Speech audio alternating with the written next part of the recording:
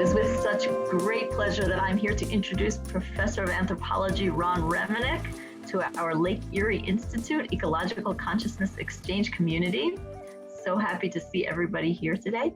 Ron did extensive fieldwork in Ethiopia, in the remote Central Highlands among the Amhara people, with whom he studied religion, ritual, and the culture of masculinity. He lived in Ethiopia for several years with his family and with a pet baboon. All right, greetings everybody. I'm going to, I thought I would start with what anthropology is, the science of anthropology, and then talk about how I grew up and my particular orientation to people, and how I almost accidentally discovered anthropology in my senior year, and then talk about the fieldwork experience itself. Anthropology is a science that really looks at anything and everything to do with humanity. And that means that we really look outside the human species, because we know that other animals share quite a bit of our characteristics. For instance, I have a film on chimpanzees, and I show my class this film, and it illustrates 24 instinctively driven behaviors that we have. And so the idea that, and the fact that chimpanzees have 98% identical molecular DNA of us is no surprise that they can act much like we do. And we also go from microbiology and what's going on at the cellular level, all the way through to spirituality and worlds beyond the material world. So there's a huge expanse of interest if you're an anthropologist. However, you have to focus on one thing or another. And as a result, the AAA, the American Anthropological Association, has 40 different sections where people ply their trade. But most of the time, everybody agrees that anthropologists have to do field work. Field work seems to be their rite of passage. And the rite of passage usually involves challenges, often monumental challenges, both psychologically and subsistence-wise.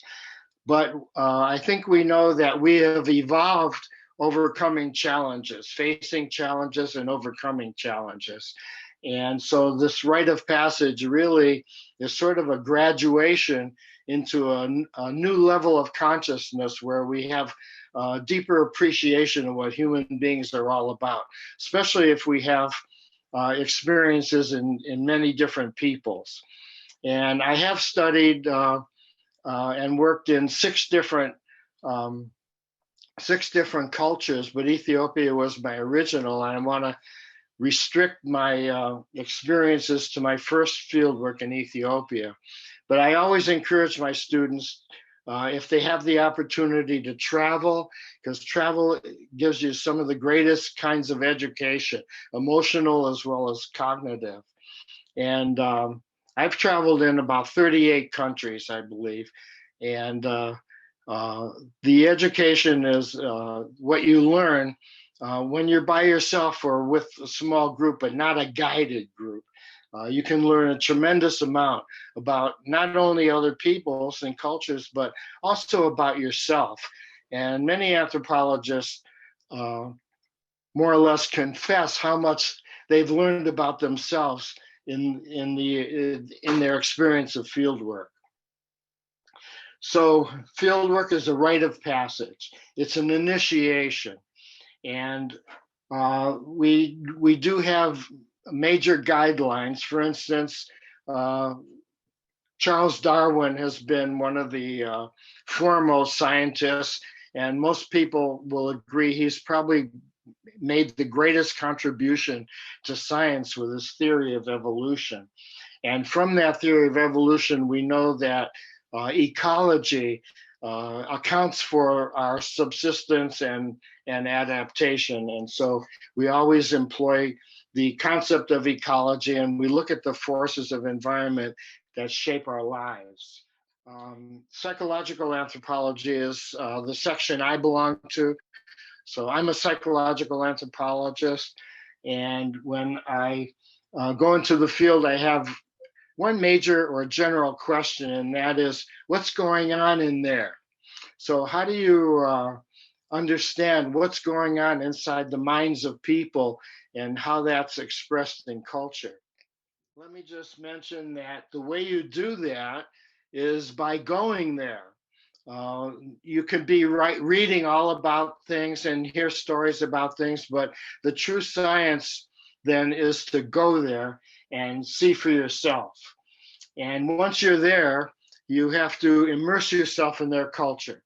So you wear their clothes, you eat their food, and most importantly, you learn their language.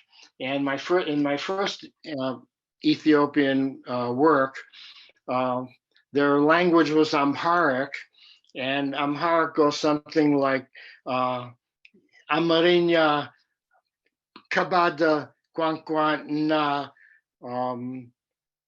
Kankan Betwat An Birchigo Chimakia Tatalo and Dizino. And that sort of gives you a sense of Amharic it has a language, it has consonants that are explosive and gives it a particular sound. There's a lot of problems with translation. I had really difficult times translating from the Amharic, and that's why you always need research assistants who are fluent in both Amharic and English to guide you through the subtle meanings. Also, another requirement is to be integrated into the community. And so we normally have to become part of the community. And that means that you're not only sharing their food and language and wearing their clothes and sharing services, like we would trade childcare with the neighbors when we would go to the market. And I had an extensive medical supply. Before I went into the field, I took a Harvard short course in tropical medicine. So I had a really good supply of tools and knowledge about identifying different diseases. And we would treat people who had various kinds of diseases, and there was a laundry list of things that people were afflicted to. So this is essentially how an anthropologist breaks into the field. But in my senior year, Michael Horowitz came from Columbia University, an anthropologist, and I took this course with Michael Horowitz and was totally converted to the field. It was like a religious revelation. It was like suddenly I knew who I was and what I wanted to do. And so I graduated from Kent. It took about 6 years for me to get a BA.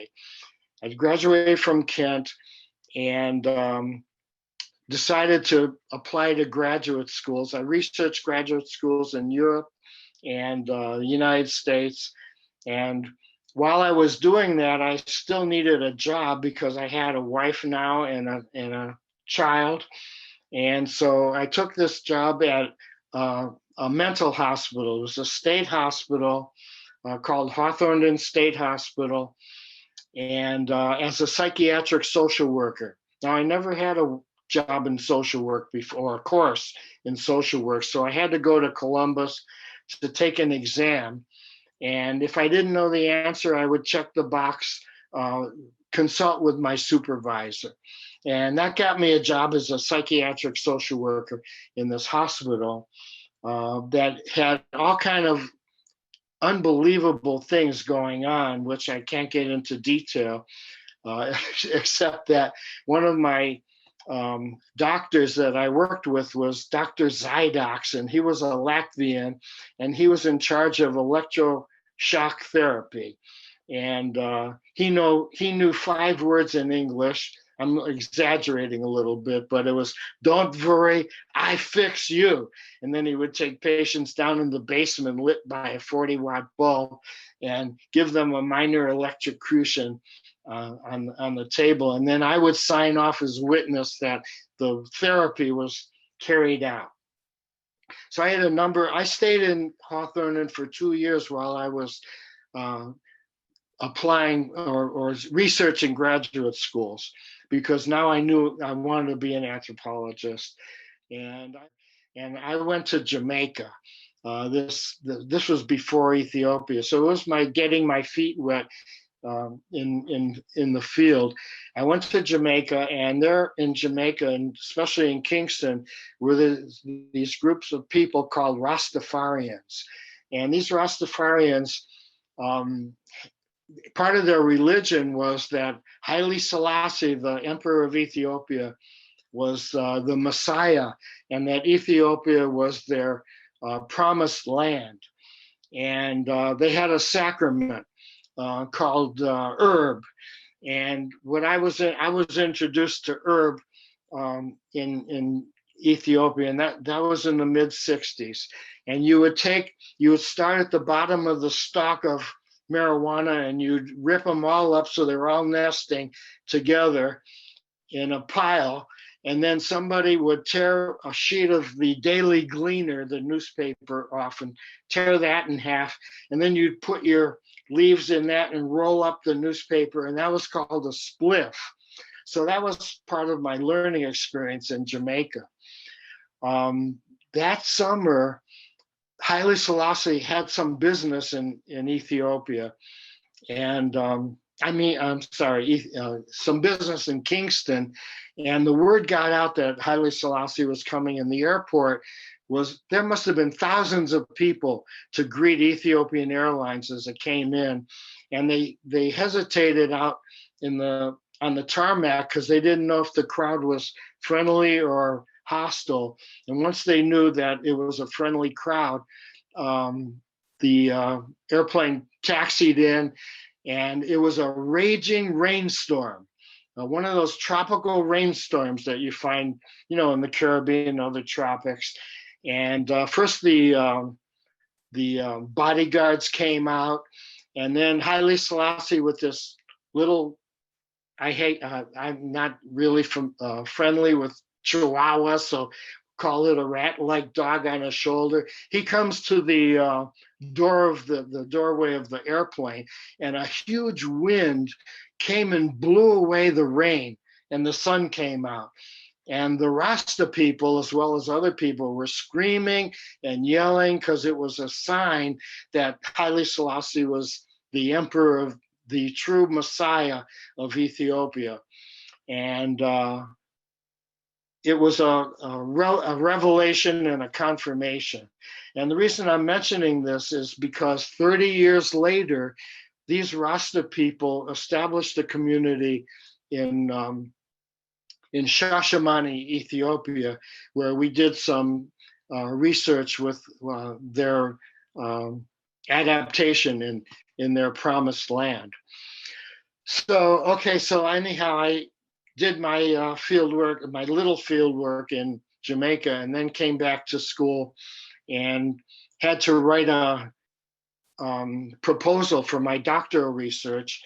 And that turned out to be a winner for the National Institute of Mental Health. Again, a very generous grant that gave me support of my wife, and now I had 2 children. This is my first wife, I should say, and because it was in 1967 that I finally got to Ethiopia. And I might say that I was plunged into a fieldwork experience that we can call culture shock. And I think that, let me just refer to my chart on culture shock, is really a learning experience. And the way I define it, first of all, culture shock could be on a continuum from no shock at all to overwhelming, debilitating shock.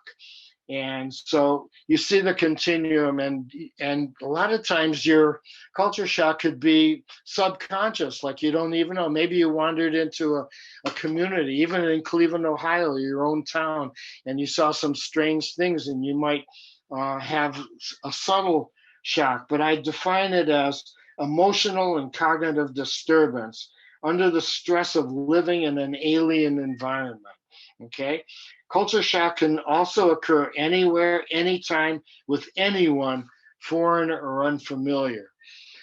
So I got to Ethiopia with my NIMH grant, um, and I was only there several days, holed up in a hotel, adapting to the food and the people and trying to get access to the language. I had a rudimentary knowledge of the language, but I needed to make contact with people who spoke my language, mainly Peace Corps people. And I was directed to, if I follow the mule path along the main road, I'll come to the Peace Corps office where I was going to recruit guides and research assistants and maid servants, things because I was shunted into a medieval culture, even though there was these vestiges of my modernity all around with cars and telephone lines and things. It was still, the culture still had a lot of very ancient customs.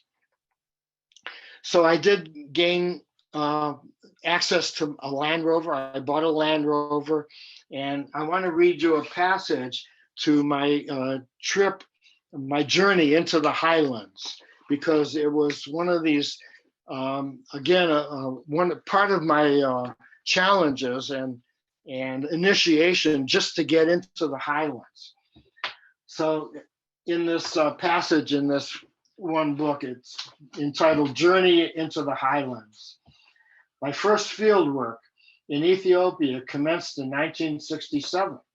I wished to visit the remote highland district of Menz, a fascinating land written about by Donald Levine. Leaving my wife and 2-year-old son and 5-year-old daughter in the capital city of Addis Ababa, I set off with my research assistant and a guide to our proposed field site. We climbed into my Land Rover in Addis Ababa, and you'll see a picture of my Land Rover soon. In Addis Ababa, starting out about 8,000 feet. Addis Ababa is fairly high elevation. Followed the tarmac road north to the Amhara heartland, home of the Amhara people and culture that were the focus of my research. This road winds and curves along sunny rolling plateaus decorated with a patchwork of cultivated land, growing a variety of crops such as teff, wheat, barley, beans, and hops. After a few hours, we reached the town of Debre Berhan, which means city of light, 85 miles distant from Addis Ababa and situated at an elevation of approximately 10,000 feet. Beyond Debre Berhan, the road continues to climb, becoming much steeper and with many winding grades. We climbed into a cold, wet, wind-swept, fog-shrouded mountainous country to an elevation of 11,500 feet. I know this from my aeronautical navigation charts that I got from CIA. The road here was hard-packed rock and gravel with steep drop-offs on one side. Some of these gorges are 3,200 feet or 1,000 meters deep, with sharp-sided gullies along the other side, forged by roadwork and runoff from the rain. Before we reached Mussolini Pass, which is a deep tunnel bored through nearly the top of a mountain by the Italians, where the road begins its steep, precipitous, winding descent toward the town of Debrecen. From Debre Berhan, we reached the turnoff in the road to the right. And so I continued with explaining our mission. We had documents from the emperor and the government And it was our first initiation into the highland. And from there, of course, I looked at over the land and talked to people about where we can live. I know what our perspective is. These are the homesteads on cultivated land. These are peasant farmers who've been here for about 3,000 years.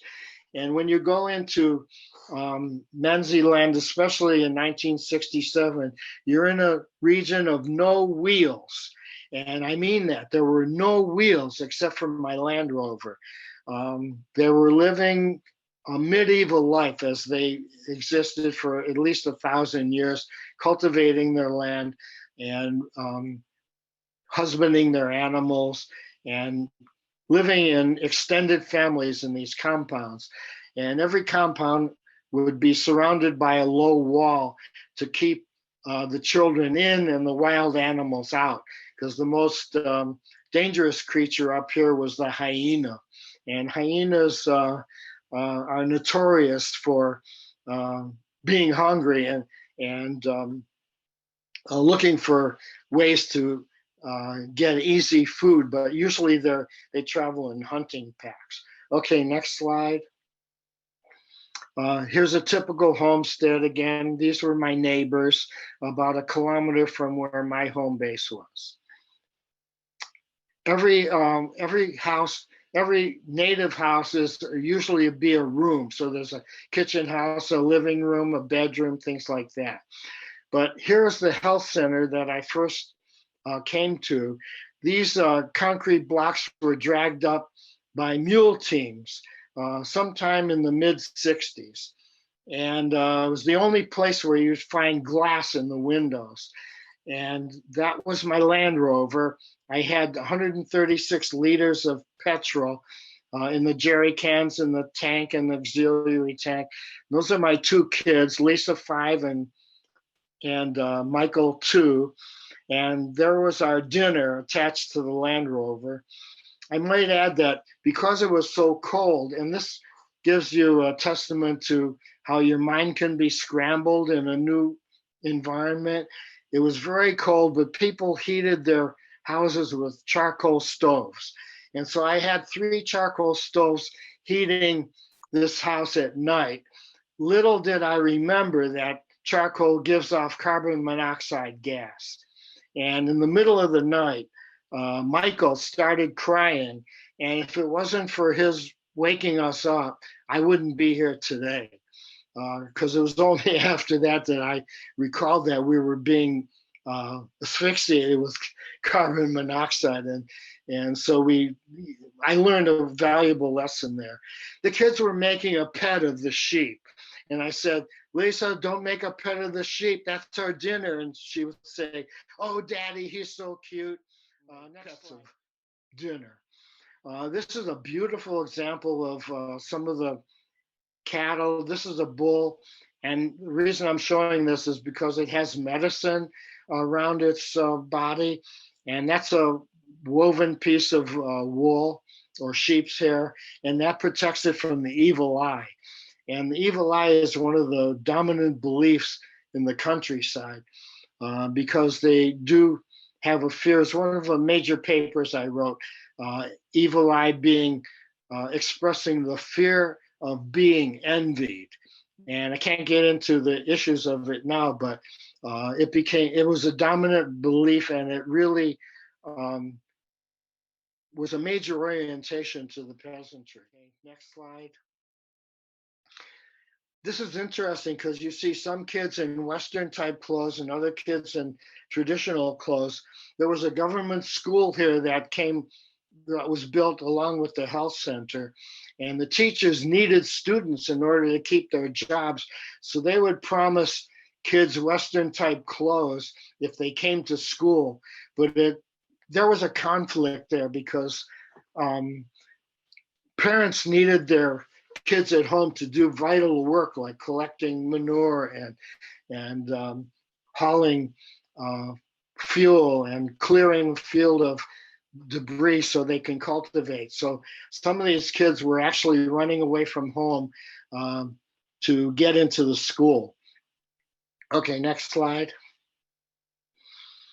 Here was a priest who became blind, and once you're non-functional, the church or the families will turn you out, and you become a beggar going from house to house, begging for food. And so he came to my house, and of course I fed him and asked him to teach me a bit about the customs of the people. I should also mention that as an anthropologist, I was the student, and the natives were the teachers. And I made that very clear in the beginning. And that was a way I can humble myself and be a guest in their country and learn from them. And the way we would learn, of course, is to trade stories. So I would tell them about my country, and they would tell me about their country. It's all about reciprocity. And so one of the ways you express your warrior personhood is with this whipping battle that they perform during a holiday called Buhe. And so here we see two guys whipping at each other. Traditionally, it's supposed to be two teams, but when I was there, one team chickened out and ran away, and so the other team turned on each other. Okay, next slide. And here was a boy with one arm. He had a lame arm, and these three guys started whipping on him, and there's a lot of bloodshed going on with these whips. And so I start screaming at these guys, who are they? What kind of cowards are they? Ganging up on a crippled boy. And the little boy there said, "You just shut up. How am I going to express my bravery and endurance if I can't prove myself?" So then I shut up and just took pictures of the whipping battle as an expression of their warriorhood. And of course, the Amhara people have a long history of warriors. The emperorship was the last. The Emperor Haile Selassie was the last of 1,700 years of Amhara domination. So up until 1974, Haile Selassie was the last living emperor representing the Amhara people. Okay, next slide. Here's one of the ways that I got into the unconscious life of people, giving a thematic apperception test, which is a series of pictures. And these pictures I took from the standard TAT that's still used in this country and in Europe too. Series of pictures, and you say, let's play a game. And tell me a story with a beginning, middle, and end, and make it as dramatic as possible. And then they tell stories about the pictures they see. And even though the pictures are ambiguous and they're Western, they still evoke quite a bit of fantasy and imagination. And it was very revealing. And then I can use their stories in my observations of the people that I lived with. And one of my research assistants there, Wadacho, that's dictating, he's writing it down in Amharic, and then of course we translate it later. The boy on the left, or the guy on the left, was one of my helpers who lived in my kitchen house with his wife, and also was a guard to guard the compound against thieves who might want to take my goat or my sheep or whatever. So he secured our compound. Okay, next slide. This is the house I lived in the 60s. And that's me with a bunch of people just posing for a picture. 30 years later, this house was still there and well maintained. And there's 3 large rooms on the top, and the bottom part was one large open room that I would house students who were in the government school. The house is made of course, sticks and mud and rocks, and had a corrugated metal roof. So when it hailed, you could barely hear yourself think. Okay, next slide. From my veranda. I might add now that even though I was circulating among the people during the daytime, at night, and I had furniture I brought, or wood I brought to make a desk and table and a platform for a bed. And I worked by pressure lantern, because remember, this is an area that had no running water, no plumbing, no facilities like electricity or whatever, no mechanized work. Everything was as it was in medieval times, and it was a very stable ecology. So at night, I would do my writing on half sheets of paper on a German portable typewriter. Remember, computers weren't actually around in the 60s. And as I was writing from maybe 8 to midnight, just recalling all the details of the day, the fleas would jump out of the dirt in the floor and start biting and drinking my blood, which can drive you nuts. And so I learned how to grab one off my leg and put them on the desk and hit it with a hammer, and they would just stand up and wiggle their ears at me and laugh and jump away. So I knew that they were almost indestructible. But then I had an idea that saved my sanity. I would pick up a flea and pinch it so it was in temporary shock. And then I would drop them on the roof of my pressure lantern, and my blood inside would boil and they would explode. And that's the way I sort of got my revenge. Opposing forces. One of the theoretical ideas I worked with was the dialectic of complementary opposition. And that is where you have two opposing forces. And one force is the male principle, which is a centrifugal force going out from the center. And an opposing force would be the female principle of the centripetal force that pulls in to the center. And this resolution then, the resolution is seen in the nuclear family, where the two opposing forces create a viable family. And we should know that the nuclear family is really a non-viable unit, as we see with modern societies, especially in America, where nuclear families really don't fare very well.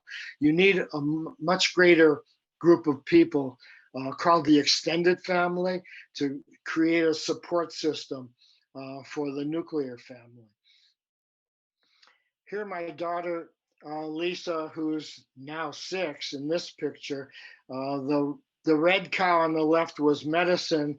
I should say payment for medicine treating somebody with eye disease. And Lisa's herding the cows just like another Amhara kid would do. And she has the stick, which is a doula. That's traditionally a fighting stick that men have. Contrast is here's a ex-slave. He's actually 4th generation of slaves that were, of course, invaded by Amhara armies. And but his home is in Latibalu's land because he can support his family and give certain portion of his crops to Otto Latibalu, Mr. Latibalu, and lives a very comfortable life. And when I asked him why he doesn't want to go back to the West where his people are, he says he doesn't know his people anymore. This is his land, this is his family, and this is where he's going to die and where his children will live. So it just gives you a contrast of the different statuses of people. Okay, next slide. And this was something that was very memorable to me.